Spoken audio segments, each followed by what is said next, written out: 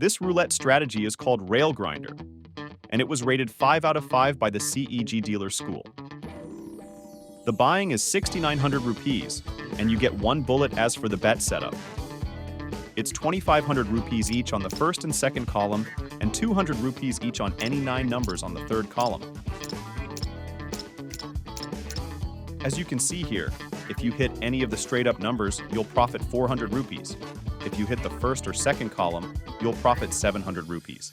And the goal is to walk when you hit the first or second column 7 times. So that's almost 7,000 rupees in profit.